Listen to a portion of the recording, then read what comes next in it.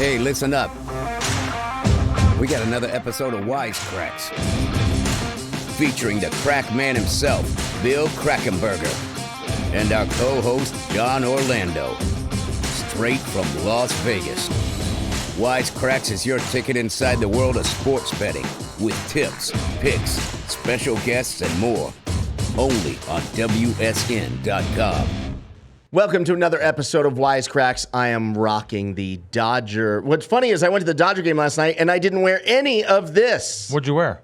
Just regular clothes. You're kidding me. No. Wow. I left this at home. I hadn't, but I wanted to. I thought I would look the part today. Yeah. I was at Dodger Stadium. I said something off air to John pre-show. I said, "What's the black stuff?" I didn't know they made black stuff, but I guess a lot of the teams are making black and white. Yeah. Yeah. I like it just because it goes with more stuff. It does. You know? Yeah. Well, you know me. Black, white, and gray. gray. Or, Yep. Yeah. What's this? I see this. Is this a was bobblehead? It was Clayton Kershaw bobblehead night. Oh. I'm not a bobblehead guy, but I actually gave mine away. This is Travis's. Travis came with us last night because he was with me, and it was his first professional baseball game. He's never been to a pro baseball game in his life. Wow. Yeah. Well, welcome to the world.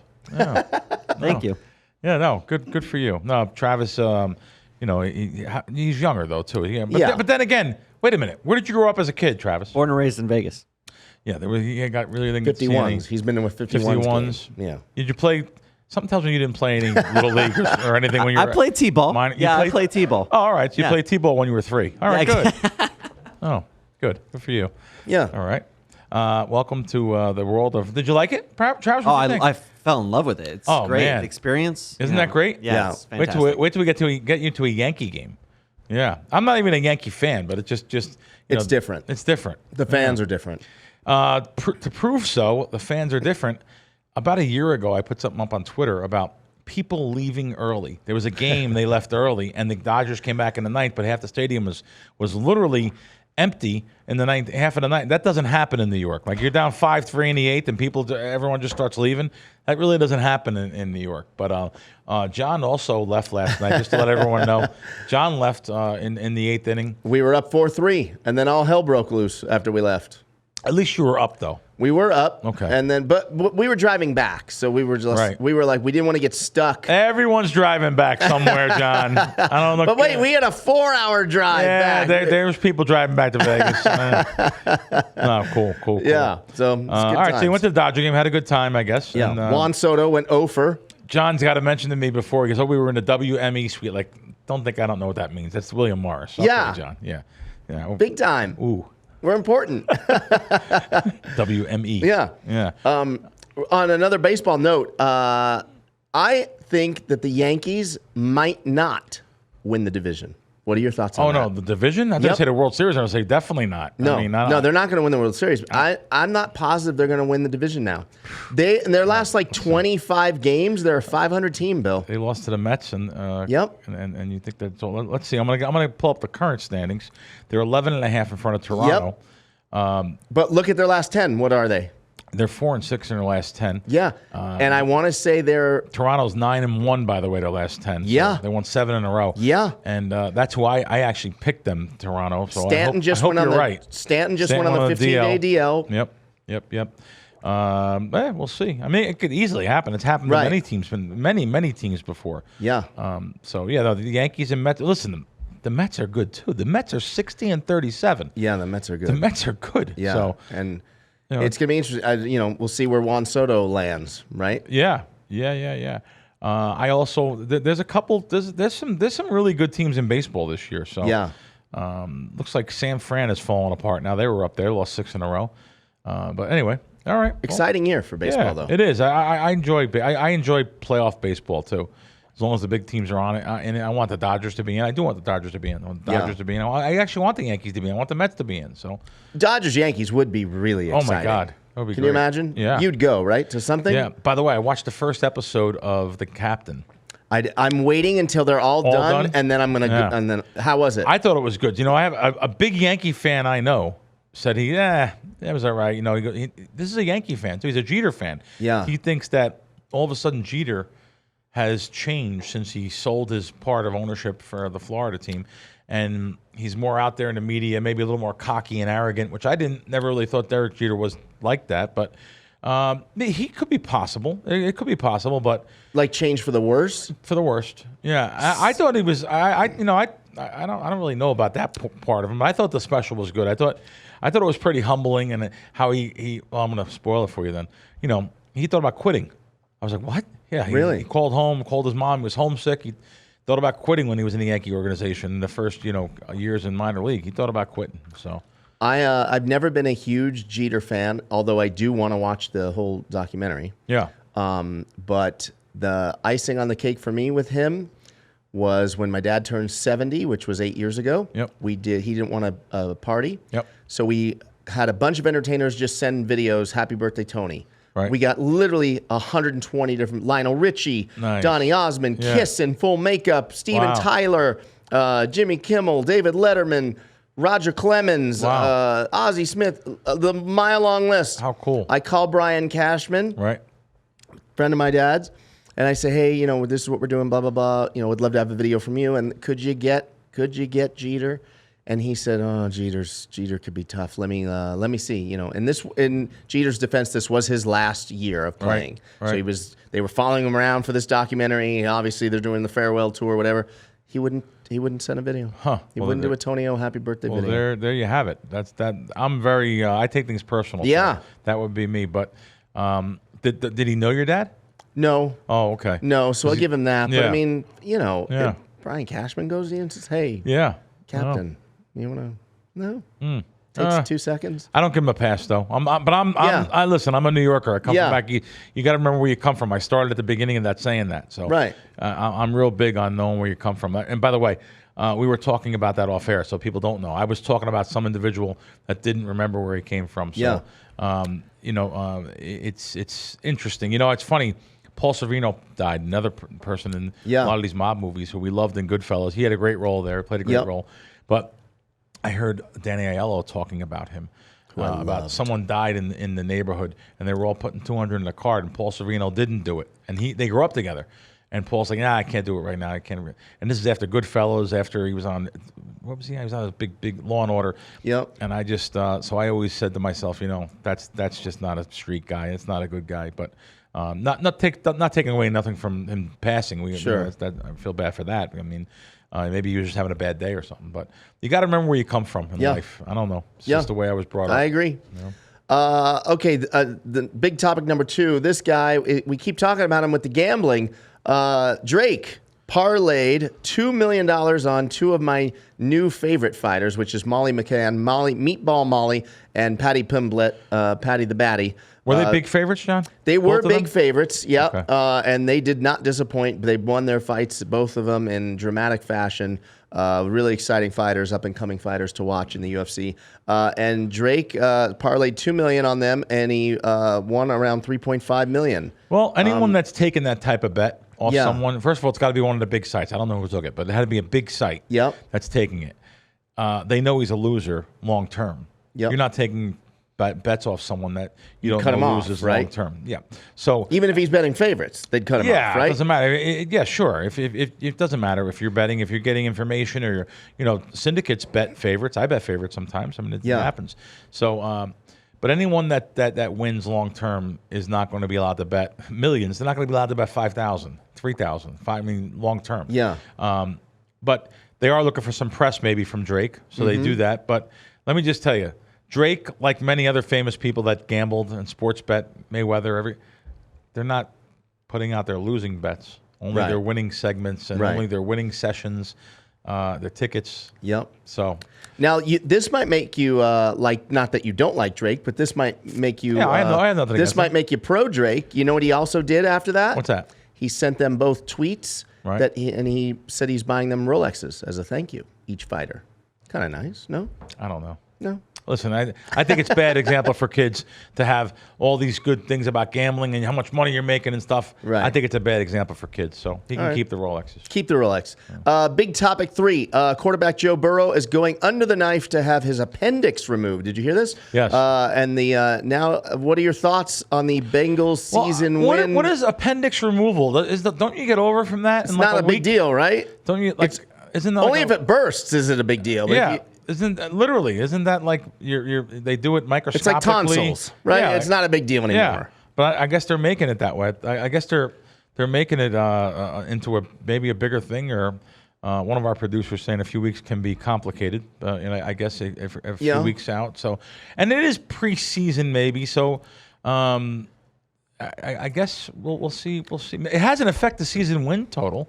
Right. Maybe some people automatically will go under 10 thinking, right, and it's still at 10, so maybe the juice moved a little bit. But now our producer Matt, one of our producers, he's taking the under 10 wins for the Bengals. Yeah.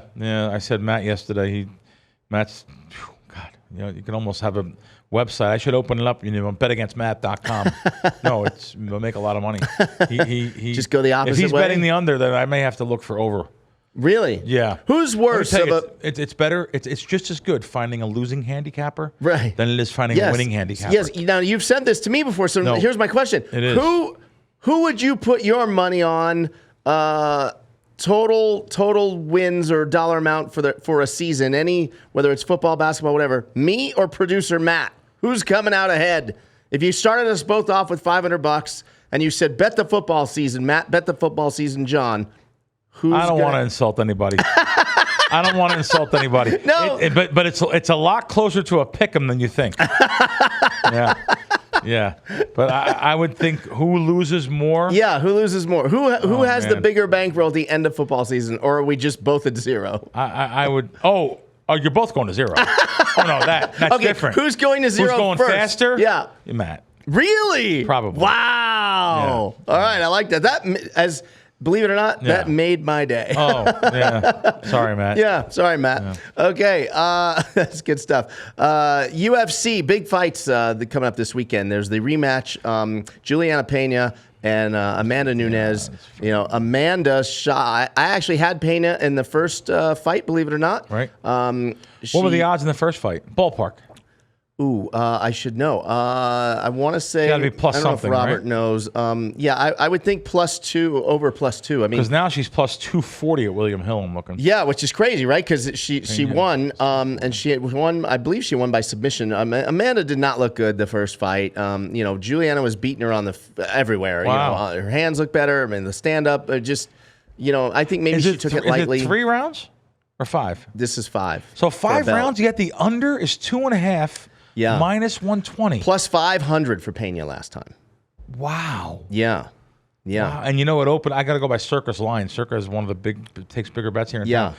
They started +255. They're down to +225. So she's still getting action. Yeah. And again, I'm guessing they're expecting Nunes here to win. I expect her to win, but let me under ask you. Under 2.5 rounds even. Because the under's 2.5 minus. Yeah. Let's call it 2.5 pick 'em. Yeah. Wow. So what do you expect? I think Nunes is going to win. I think she'll get it together this fight. But my question is, does it make sense to just ride on Pena again? I mean, she's already done it once. Does it? Interesting. From like a betting standpoint. From what it looks like to me, the money's on the dog. Looks like the sharper money's on the dog right here. Right. But you'll notice more towards fight time. That night. This is 9 p.m. on Saturday night. It's from Dallas, Texas, the American Airlines Center.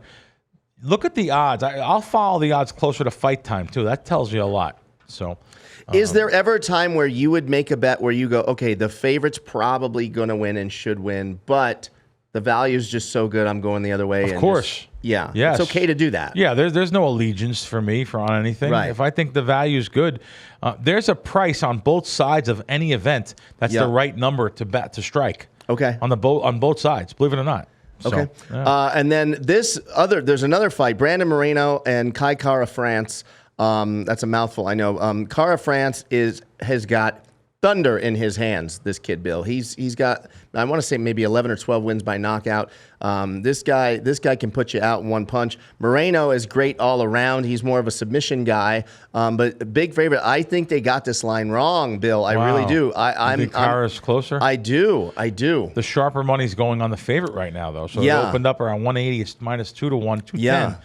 Yeah. So you can grab +180 at a couple books around town here. Yeah. Westgate, DraftKings +180. So Stations +180 where I'm not allowed to play. They kick out winners. Throw a boom. So anyway, there you go. You're still not allowed to play, and you can't get that reversed. You don't want to go through it. No, I just think no one will talk to me. Really? Yeah, if I go down there to stations, I think that they won't. The people that it used to be Art Manteris, who I'm glad is out of the business, and it's amazing he got in the sports betting Hall of Fame somehow. I don't understand how the guidelines to get in this Hall of Fame is, but anyway, yeah, they historically have thrown out winners off their app and out of the casino, not thrown out of the casino, thrown out of the sports book, and they just don't want people that win. And is it the dollar amount? Like if you went into Red Rock today and you wanted to bet $100 on the Dodgers, you're not going to get thrown out of it betting $100, $200. Okay, but if you wanted to bet $2,000 on the Dodgers, will they take it? I think baseball they're not going to throw out people. But if I'm betting matchups in certain events or or betting golf futures or something, and you win on something, they've been known to. I know someone that went in there and bet a ticket one time at like 60 to 1, and they ran out of the casino, found him. Sir, we need that ticket back. We gave you the wrong odds. Yeah, he's only 30 to 1. And the guy said, I'm not giving that ticket back. And he said, well, if you don't get the you can keep the ticket, but you're not allowed to play at none of our sports books no more, or you can give us the ticket back. So they forced him into giving the ticket back. What would you have done in that situation? I'm not giving him the ticket back. Keep the ticket? Yeah, I'm not going to. Yeah. Because who cares? What happened to me? Right. What happened to me at stations was I bet my normal bet size on a team, and they announced the quarterback out a couple minutes later, and it went from plus 17 to plus 14.5, and actually closed back at 15.5. And I had the plus 17, and they came over to me and said, yeah, after that bet, they don't want your action no more. Just because I got the information before them. That's why I'm thrown out of stations, casinos. Wow. I'm thrown out of stations because I got the information before them. Right. And they wanted to take their ball and go home and say, we don't want that type of action. And here we are. Yeah. Still not allowed to play. That's just crazy. Yeah. That really is crazy. Then they accused me, too. They accused me of putting something on Twitter. They accused me of putting something on Twitter while I was in New Jersey at betting here. Like, perfect example. Like, right now, I could put something on Twitter I've been doing it. I do it all the time. I'll post something on Twitter from a week ago or a month ago. I'll go through my old videos and photos and put something on Twitter. And they said, look at this. He's in New Jersey. He made a bet this morning here. Well, I was sitting here. Right. But I put a video up from 2 weeks ago. Sure. People do it all the time. Just looking for excuses to throw people out that have a pulse. Oh, there we go. Wow. All right. Wow. Crazy game in baseball a few days ago. The Blue Jays and the Red Sox. Did you see this? It was like a football score. Yeah. 28-5. I want to say in the fourth or fifth inning, it was like 25-4. I had the over. Something. You had the over, which is amazing. Just situational though. Baseball is amazing sport. Love to go to the games and stuff, but second half of the season. Coming back and having a score like that, really cool. So, and the Red Sox are not a bad team. No. I mean, they're right there in that in the hunt. In that, obviously the Yankees are kind of running away with it. Yep. That was there was an inside the park grand slam. Inside the park grand slam. That's hard to. I only think of one time I've seen that. Maybe a couple times. I know Tony Gwynn hit one against the Dodgers in San Diego once. And I remember wasn't he so great? Mad. Yeah. Yeah. So good. Yeah. I think about him almost daily. Really? Well, because when I watch The Shift, right? The Shift, these guys with The Shift, it's like just slap it the other way. Yeah, why not? The baseball today is so different than years ago. It's literally everyone's swinging for the fences. Look at the batting. Look at the batting averages. Bellinger is a good example. Years ago. Yeah, I love him, but he's hitting 210. Individual achievement. Yeah. All right, Crack. It's that time. We have one of my favorite topics for today's guest, poker talk, which I love. Kara Scott is joining us, and I loved watching. I'm just going to tell you right off the bat, Kara, I loved watching you and Maria this year covering WSOP. You guys were a great team, and really enjoyed that. Oh, thank you so much. I love working with Maria. She's like the consummate professional, like definitely a favorite. So thank you. Yeah, we had her on. She was great, right, Yeah, John? We had her on the show also. She was fantastic, and you guys gelled good together. That's great. Let me ask you, I'll start right out with a question here. So were you here pre the tournament, or did you come in like the day one, or were you here just for the main event, or what?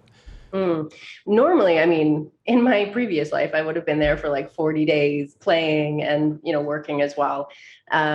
And then I had a kid, so I can't really do that. And she's in Europe, so I can't really leave her for 40 days. So I actually flew in after day one, even for the World Series main. So I missed all of the day ones, and I came in on day two and just started broadcasting from there. Okay, cool. So, but it's worth it. You have a little girl you said at home? Yeah, and she's awesome. She's That's just, great. She doesn't like it so much if I'm gone for a month. So I do what I can. Oh, cool. But you got to, and let me ask you though, can you cover also remote from where you are too? I would think, since all the COVID and everything, and everyone using Zoom now and all these different video sources, I would think you could literally see the hands and you're fine from wherever you are, I guess, really. But they didn't opt to do it that way. They wanted you to come in. Yeah, it is difficult because, what we do is very kind of last minute, especially when we're doing the break desk. I mean, for the final table, we're really dependent on what happens at the table. So when we were playing three-handed, for instance, as soon as we got to heads up, we knew that we'd be going almost immediately to a break desk because they would need to rack the players and figure out the chips and get everything situated for TV. And so that's part of what the break desk is for, is to give the TV production the time to do kind of all the things they need to do. So you can't really do that bit from home. So, And honestly, I just really missed it too. I wasn't able, because of the pandemic, to come to Vegas from Europe for the last couple of years. So it was just really nice to actually be there, kind of at the mothership that we call it the mothership, because it does look a little bit alien. It was great. Great, John. How did you like the WSOP being at Bally's and Paris this year, as opposed to the Rio, obviously, and all the other years?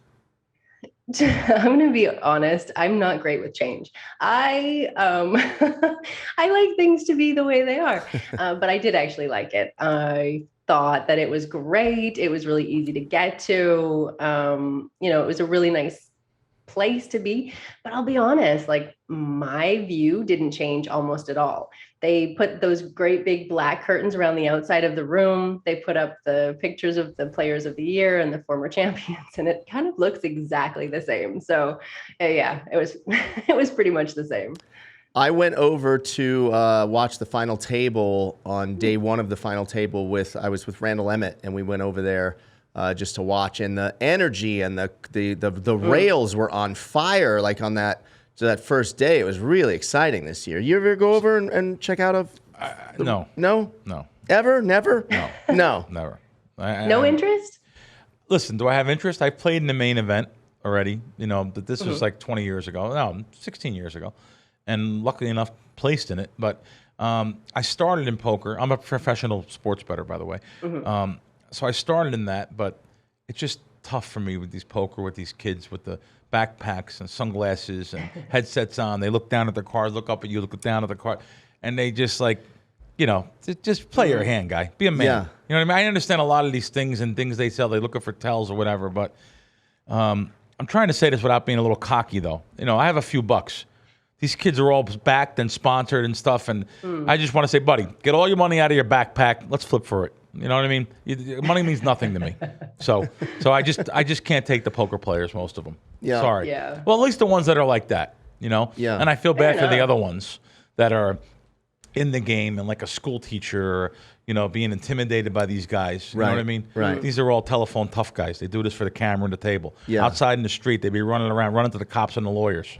Well, let's talk about that. What about, I don't know if you saw Phil Hellmuth was heads up against, you'll know, Kara, I forgot the guy's name, and that guy was basically trying to do Phil Hellmuth to Phil Hellmuth. Oh, wow. And he was calling him like a little bitch and I felt like he crossed the line. I didn't see that. No?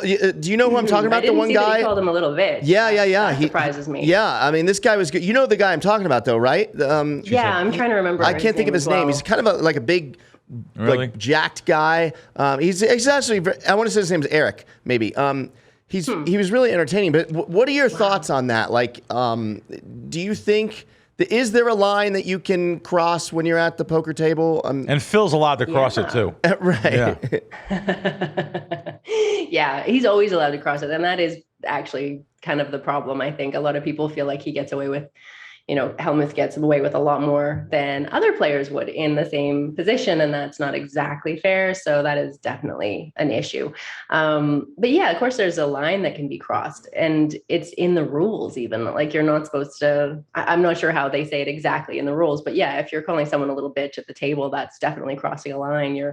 It's just ridiculous as well, but that can't be allowed, like, you're obviously trying to get into someone's head, go for it, get into someone's head, but there will be lines. And if you cross them, there should be consequences, and they should be equally distributed to anyone who crosses those. Right. I wasn't a Phil fan until he came on the show. John got him on the show here with us, and I became actually a Phil fan. You did? Yeah, he kind of. I love him. I don't know. He was really. He showed the side of him.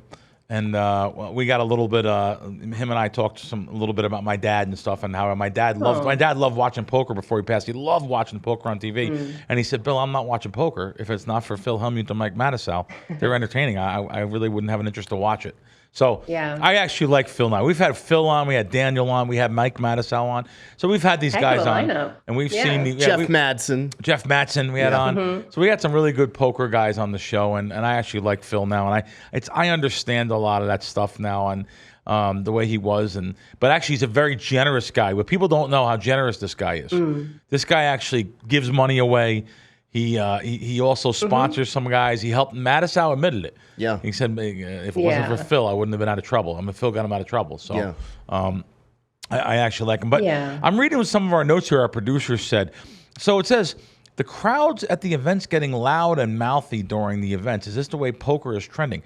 So are you telling me people that are on the rails now, the people that are in the peanut gallery, let's call it, are they saying stuff now? A little bit, yeah. I know, really? Kara, I don't know if you noticed during the first knockout, actually, at the final table, some of the other, there was one rail, I don't remember whose rail it was, but they were literally like waving goodbye to the guy, like shouting out all kinds of crazy stuff. Really? Yeah, like...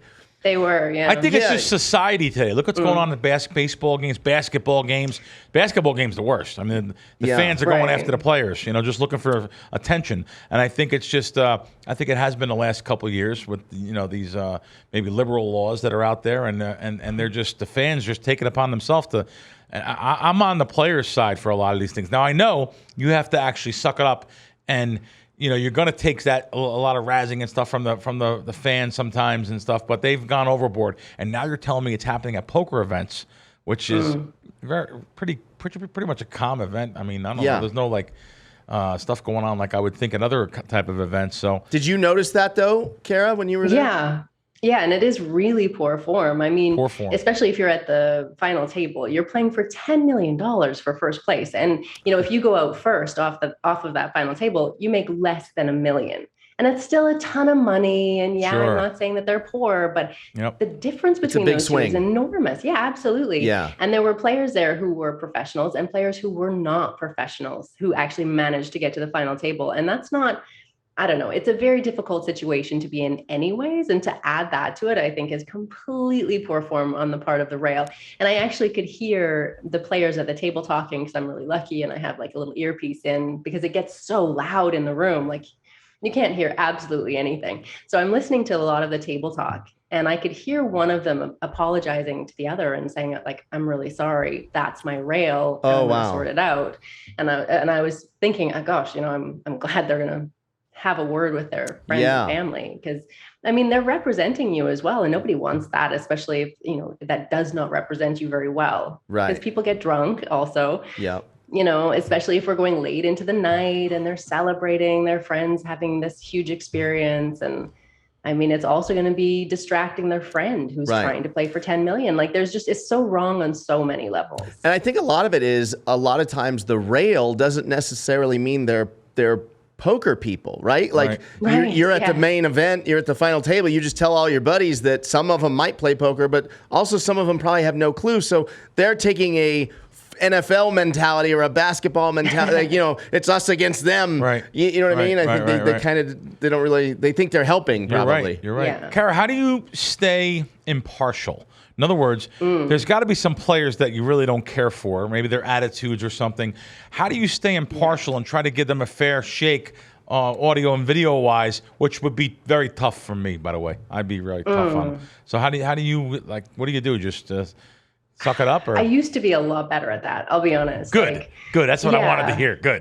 Because now I just don't really have the patience for it. And I feel like, I don't know, being back at the World Series this year after a couple of years away in particular, it was really weird. I was looking at all these people that I've known for, 15, 20 years. And I'm thinking, wow, we have all aged, just number one. And, the game is really moving, but there's a lot of us are still there that were back, back in the day. And I don't know. I feel like everyone needs to kind of like pull their socks up and just be smarter about it. Like, we're trying to grow the game also, and growing the game is about making things interesting and fun on television. And there is a place for that. There's 100% a place for that. Like, if I'm thinking about the rail for the man who came in second last year, who also went deep this year, I think George Holmes is his name. Okay. Yep, and they were lovely, but they were like shouting, "Show him the lights," and it's like a wrestling term, pin someone on the mat and show him the lights. And that, there's nothing wrong with that. It was festive, it was raucous, and it was fun, and we love that. Like, some of the rails we've had from Italian players or Brazilian players have been incredibly noisy and awesome. Yeah, they're used to soccer. They can't help themselves. They think they're on a soccer game. Yeah. But they didn't cross that line, or if they did, they got told. And I think it's really important to keep a pretty firm grip on it, I think. What about this? When it got heads up, for some reason, I'm old and my brain's just not working today. And in my defense, I drove all night from LA to come back, so I'm on limited sleep care. The guy that came in second this year, why am I blank on his name? I don't know. I will as well, but I'm getting over COVID. So that's my excuse. He was heads up, and he went into the tank on one hand for like almost 20 minutes. Really? To make a decision. Yeah. He had two pair, but he had a 4. Right. I want to say he had Jack 4 offsuit. Yeah. Right. There's 4 on the board, whatever, and then the board was paired. Right. The guy had raised, and the guy Espen went over the top, all in. So it was going to cost him tournament life. Sure. There was and the 4 that he hit, he came on the turn. There was no way he was calling this hand, right? He couldn't possibly have really been considering a call right there. He absolutely was, I think. Well, he must absolutely have been. Was considering it. He just maybe he spotted something. He thought that Espen was bluffing. I guess. Yeah. But if it was for his tournament life, it's hard to believe you'd call with that. That would be unbelievable. It'd make great TV. Yeah. And what's funny is that's how it ended too. Same kind of situation. I know, isn't that funny? Yeah. Well, listen, baseball season being here, and there's still more to come, is a great opportunity for the people out there to download the Crack Wins app. It's on Apple, it's on Google Play, or just go to crackwins.com. You guys are missing out on a lot of money. There's a lot of people that aren't missing out on the money because you've really grown this thing over the last. How long have you had Crack Wins? Maybe 2-3 years? A little bit longer than that. But the app's been 2 years, and not only baseball, the more important things coming up here in the next couple of weeks. Yeah. Preseason football. Yes. So we get a lot of good information. Looking forward to that. We have golf matchups, NASCAR. We been doing really good with different matchups and different things. Golf we've been killing, and looking forward to preseason football. And then of course, here we have 6 weeks. I'll start giving out NFL props on games and stuff. Yeah. So we've destroyed NFL last year. Now I know you've got kind of like a team with you that works on this stuff. As you lead up to preseason football, are you yourself doing a lot of homework? What's the process? Luckily enough, that I did that stuff for years. For years, in the 90s, I had my own spreadsheets, my own power rankings, and we won. I say we, I had a partner. It was just us two. Yeah. We won doing all the power, literally with our own stuff. It was really so much easier back then to win, believe it or not. Yeah. This is before almost the internet. So there was so many different lines you can get and stuff, and I definitely won, but I have found some of the sharpest guys in the world that do all the work, and basically I'm doing the betting and doing the sending out games to the customers and clients. All right, download the app today, or just like I said, go to crackwins.com. Get in the winner's circle with Bill the Crack Man, Krackomberger. Cool. I like it. Also, WSN, there's some new. It's funny. So you had mentioned 888 Poker is now legal. Do they have good bonuses? It's if you go to I'm on WSN.com by the way, guys. So you can go to state guides. You hit on state guides, and let's just go to New Jersey. And you click on New Jersey, and then of course all the different bonuses come up here. And I'll tell you right now, people ask me on Twitter and different things, hey, where do I go for crack? I want to join up for football. I think there's going to be some really changes happening in the future. Really? I think they're scaling back bonuses and stuff. But fortunate enough, lucky enough, WSN guys is not, because I'm looking right here. I clicked on New Jersey. FanDuel, Caesars, DraftKings, Bet365, BetMGM, PointsBet, Tipico's got 750, but the previous 6 I mentioned all have 1,000 or more. So there's some really good opportunities here, and that's New Jersey. But then you can go to like Arizona, Colorado. Let's see what Arizona has. I'm interested to see. All right, Arizona does have 5 of them, because it just looks like to me whenever I go to Arizona, there's not a lot of places out there, but sure enough there is. Rivers, Unibet, of course DraftKings, BetMGM, and Caesars, and those same bonuses, $1,000, $1,000, and $1,500. Really, really interesting that these bonuses that WSN has negotiated for you. Same thing, Colorado, and you could just go on and on. Like Colorado, Maxim Bet. I never even heard of them. I don't know who they are. Maxim Bet in Colorado, $1,000 free. Yeah, I mean, they've really done a great job on that. But that's one part, my favorite part of WSN. Also, the articles. Just look at first of all, you can see all of our shows on there. Also, all of our podcasts are on there. But the Major League Baseball prediction odds and news. There's different predictions on there and different things on there to make you be a better. And then, of course, there's so many different things on the industry, which I really like. By the way, there's an article on Dana White's Contender Series there also. But all news, you can click on all news and find out what jurisdictions in your area are getting ready for sports betting or said no to sports betting. California's coming up this year. So I look forward to that, and you can find out what's going on in your area right there. Everything you have, plus those bonuses on WSN.com. Great stuff. Are you still a fight fan? Like, do you watch UFC and all that stuff?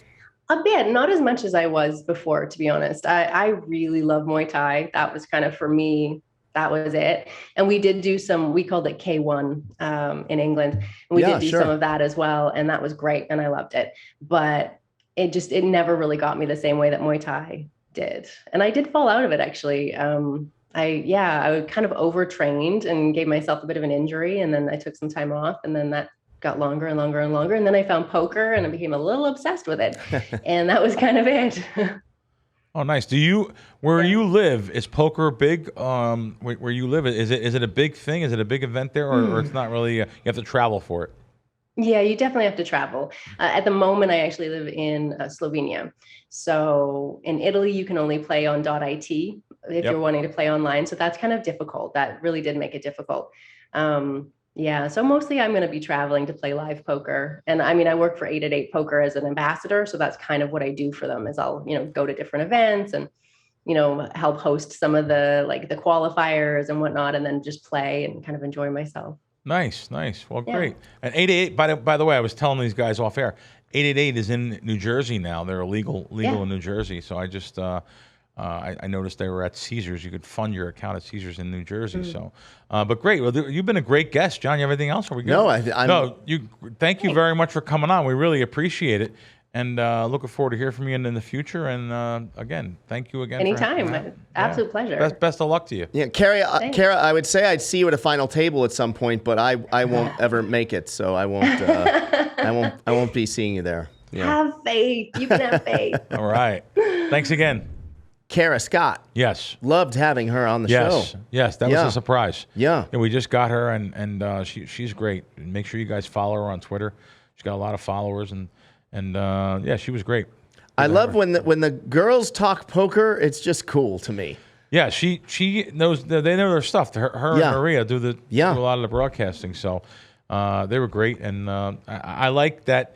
I liked the way she was blunt. Yeah, she actually said, the thing I say it too sometimes, and they say, all right, I'm not gonna lie to you. Let me tell you how it goes.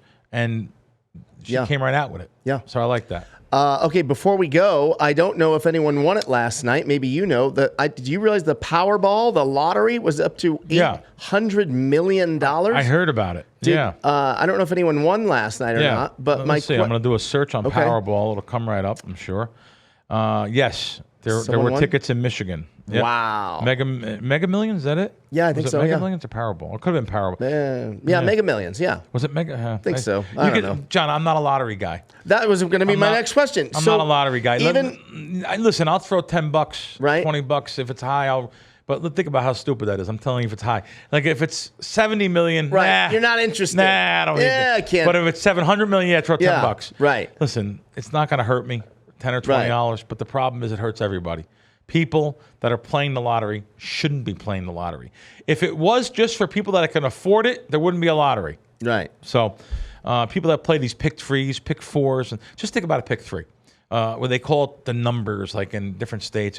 So you have 1,000 possible combinations, 0, 0, 0 to 999. Yeah. Right. So that means there's 1,000 to 1 is true odds. That's what it should pay if there was odds. Like a coin flip, heads and tails should be 50-50. Right. That should be 1,000 to 1. Yep. What do they pay? Less than half. They're taking 50% out of the pool and returning it to the customer. They're taking 50%. Now, God forbid you hit something big, you have to pay tax on that too. So there's a 50% house edge. You're paying tax on it. Lottery is just not good, people. Trust me, it's not good. And it gets to be addicting. It's closet gambling. You're doing it without anyone knowing, except for you and the clerk. I'm not a lottery person. No. I don't like it. It's cost a lot of people I know a lot of money. Let me ask you this: if you won $800 million, friends and family are coming out of the woodwork. Yeah, right. I'm giving it to them. You are. How, John? Yeah, I give now. I know you do. I know you do. I'm just saying. I give now. What is there a set dollar amount? Like if you won $800 million, do you yourself go, okay, after taxes, I'm willing to give away another, let's say, 10%. $8 million to friends and family. Like, is that how you would do it, or just case by case? I don't know. I guess it's What'd you do? I guess it's case by case. You're in for at least a nickel. At least you're getting at least 500. All right, that's good. Yeah. Outstanding. So, all right, are you back next week? Are you here? I'm on the road. On the road. All right. I will be probably in Scranton, Pennsylvania. Really? Yeah. Imagine all the places you could be in the country. Why Scranton? One of my best buddies lives up there. Okay. So I go to his house. You go see people. Christmas, I like that. I got to tell you something. Yeah. I made the decision this morning. Really? I said, you know what? I'm bored. I said, what's going on? I'm bored. I called my buddy. Scranton. I said, I'm gonna come up for a couple days the weekend, and there's nothing. It's a nice slow lull time now. I know it's gonna be crazy. So yeah, I'm headed there, and then the day after, I'm headed to Del Mar. So I'm flying to San Diego from Philly. When is Del Mar? Thursday. Next Thursday. Next Thursday. Thursday for like 4 or 5 nights. So if you and Vanessa or you. Yes, please. Yeah. Okay. We're going to head to Del Mar. All right, gang. He's heading to Scranton. I'm heading up the street, and we'll see you next week on Wise Kracks. Thanks, guys.